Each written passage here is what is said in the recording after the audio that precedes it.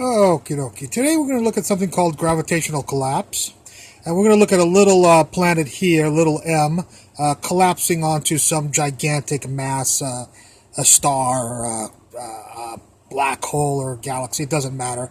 All that matters is this is very large mass, and this is a very small mass right here. We'll say that at t equals 0, the distance that the planet is from the center of mass of the large mass is a distance r equals a, and the velocity of the little mass will be 0, we'll assume. So let's get started here with Newton's laws, that sum of forces equals ma. The only force on this little mass, of course, is the gravitational force of the big mass on the little mass.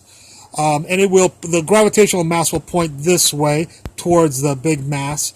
If we measure r positively out from the center of the big mass, of course, positive would go this way, then the gravitational force would point in the negative direction. That's why we write negative g. Gravitational constant g, big mass times little mass divided by the distance between their center of masses of the big mass and the little mass. The distance between them, r squared. This is that equals ma, which equals the mass of the planet, little m, times a is r double dot, the second derivative with respect to time. All right, so Newton's law in this situation becomes this. We're going to go ahead and cancel the little m's here, and then we need to solve this differential equation. The easiest way to solve this differential equation is to multiply both sides by r dot. And once we do that, we will be able to integrate both sides. If we integrate this side, of course, we get negative gm r to the negative 1 divided by negative 1 divided by r dot, which will cancel the r dots, plus some constant, which we'll just put on the left-hand side just for convenience. So the integral of this will equal this, which is gm over r plus some constant. That will equal the integral of this. The integral of this, of course, is a chain rule, which is r dot squared divided by 2, 1/2 r dot squared. If you take the derivative of this, I promise you'll get this, and if you take the derivative of this, I promise you'll get this. So this is the integral of this equation.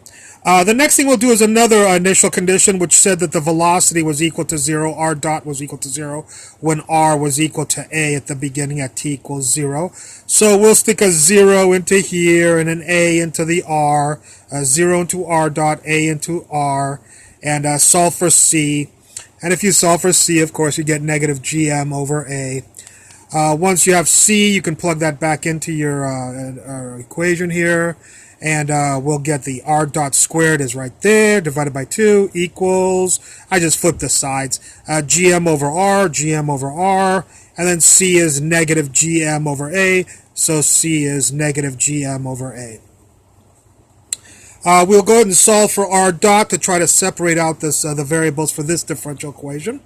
If we square root to solve for r dot, we'll have to take the square root of both sides. I did a little bit of algebra here, but the main point is that there's a positive and a negative square root, of course. If we watch the evolution of this little mass go towards the planet, of course our final will be smaller than our initial. So our final might only be 5 feet, whereas our initial was like 7 feet, just to give some numbers in here. Whereas the time final minus time initial, of course the time final might have been 10 seconds, and time initial, of course, was 0 seconds. So this right here, which is the slope of r with respect to t, is very close to the derivative, approximation to the derivative. So the derivative has to be, as we can see here, 5 minus 7 will be negative over a positive number, will be negative. So we need to take the negative of the square root, not the positive, okay? All right, so this becomes this if you scoot this over, just algebra from here to here, and we took the negative, and this constant stayed here, okay?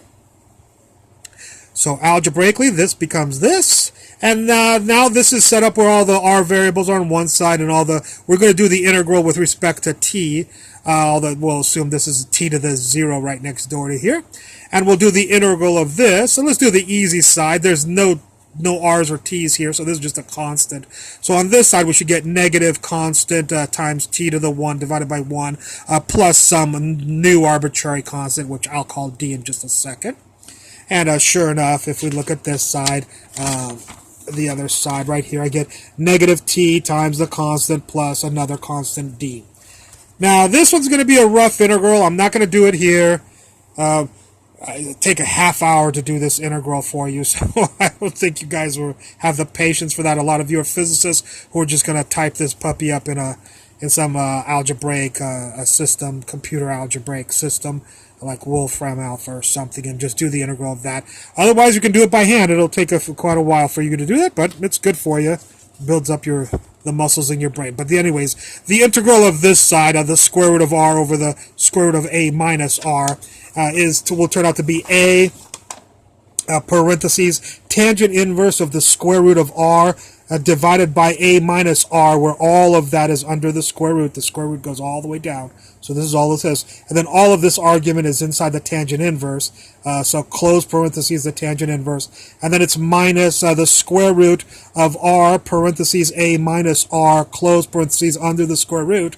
But this a is not under that square root. That's why I made the division bigger. Okay, close parentheses. Okay, so that's the integral of the other side there. We're going to apply another initial condition. That's when the t was equal to 0, r was equal to, or t was a little bit bigger than 0. R is a little bit smaller than a negative, we say in calculus. And we'll show why that's important here. If it's a little bit smaller than a, when you plug this into this r, a minus a little bit smaller than a is a positive 0. A into here is positive a over positive 0 is infinity. Square root is infinity. So we get tangent inverse of positive infinity. Minus, if you stick in an a into the r here, of course you'll get 0. So you get 0 there. There's the a. Minus, and then we said t was equal to 0, so right there with the t, we'll put a 0 in, which will wipe this out, and we can discover who Mr. D is. We find out that D is equal to a pi over 2, because tangent inverse of positive infinity is pi over 2. So a pi over 2 equals D. So we know Mr. D. Once we know Mr. D, we can go back to this equation and plug him in right there, and solve for time, Mr. T right there. So time, if you do some algebra on this and solve for Mr. T, you'll get a negative parentheses a parentheses tangent inverse parentheses square root all of r divided by a minus r close parentheses for the tangent inverse minus square root of r parentheses a minus r under the square root, a not under the square root, close parentheses minus a pi over 2 square root, close the bracket, put the negative, and then multiply by a over the square root of a divided by 2gm. All of that a over 2gm is underneath the square root. Okay. Basically, what I did was here was the a, here was all of this stuff, here was the plus d, but d was a pi over 2. So a pi over 2, I scooted over, which is right here, a pi over 2. And then I closed all of that stuff up with the brackets. I brought the negative over, which was this negative right here. And then I had divided by this, or multiplied by the reciprocal of this. The reciprocal of this is right there, okay? So just a little bit of algebra from here to here. No calculus or differential equations. Once you have this, let's not type in any initial conditions, we'll type in future conditions, namely that at basically t equals a long time, which we'll call t infinity, when the planet finally collapses into the black hole. The radius, we'll say, of the planet is from the black hole's center is very close to 0 compared to its original the size a. You know, the a originally was much larger than the thing, so we'll just make it r approximately equal to 0 compared to the initial distance that the planet was from the star that it's collapsing onto, or black hole that's trying to eat it or whatever. So if you type in t equals t infinity, right there for t, put in t infinity. For r, stick in very close to 0. So 0 here will give you tangent inverse of 0, which will be 0. This will be gone. If r equals 0, this will be gone. And so all we'll be left with is this negative, that negative, this negative times this negative will give you a positive. A pi over 2, and then the square root of a over 2gm. So we'll get this right here. Do a little bit of algebra from here to here, and then do a little bit more algebra from here to here.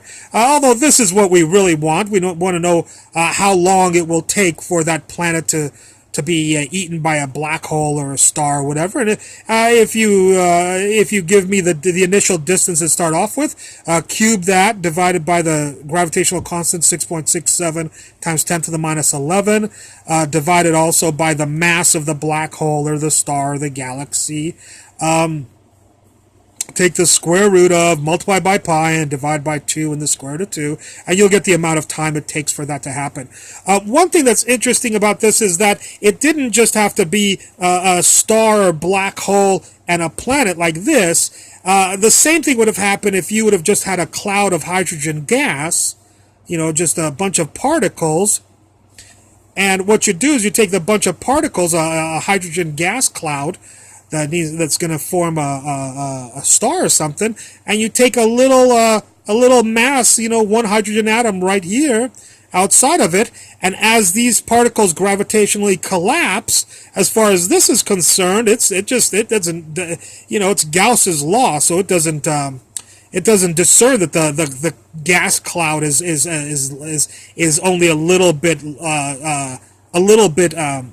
smaller than it is. So it sees it as the whole gas cloud is concentrated in the center. So this formula not only gives you how long it'll take for a planet to collide with a black hole or star, it also gives you the time that it'll take for a gas cloud to collapse into a star or galaxy or black hole.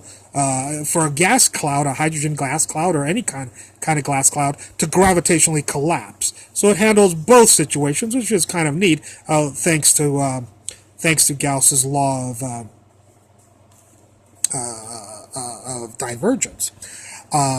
Anyways, one thing I also wanted to show you that was kind of neat is that how some of these physicists who do back-of-envelope calculations, they get answers really, really quick without having to do all this derivation, is that if you square both sides, you'll get t squared equals pi squared 8gm a cubed. Well, why does that look kind of familiar? T squared is proportional to a cubed. Yeah, it's the same form as Kepler's law for a planet actually orbiting an elliptic orbit about a star or whatever. So what the back of the envelope physicists will do is they'll solve it through dimensional analysis and say, well, it has to be the same form as the thing, because the planet could go into an orbit about the star instead of being sucked into the star or whatever.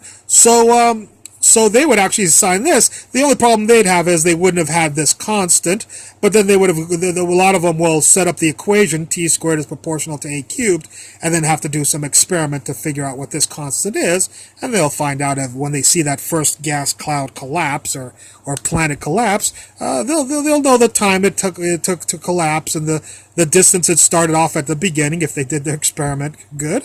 And so they'll know those two, so they'll be able to figure out this constant numerically, not necessarily that it's pi squared over 8gm. Okay? Okay, well, I hope you enjoyed this lecture, and I look forward to any comments at the bottom. Thank you for watching.